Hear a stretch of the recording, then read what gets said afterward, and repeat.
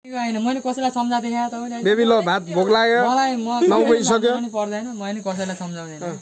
आमा यता फेरि वरिष्ठ बोलिरहेको है मेरो भाइ कान्छ है साथी हो आज भात खाने बेला धेरै ढिलो भयो आज घरमा अलिअलि बनाइरहेको थिएँ है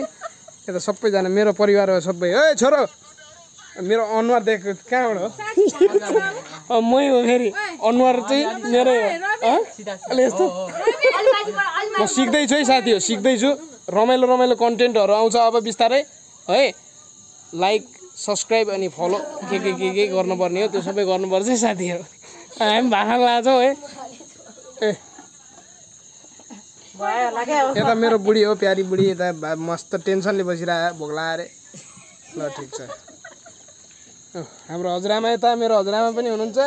यता कान्छो बाउ हो फेरि भ्लगर हो फेरि हाम्रो कान्छो बाउ एकदम डेन्जर भ्लगर है नेपालको एकदम टपै भनौँ न है म नि सिक्दैछु उहाँदेखि नै सिक्दै हो साथी हो सब्सक्राइब ढ्याप्पा हानिदिनु पऱ्यो है साथी है यस्तरी क्या धेरै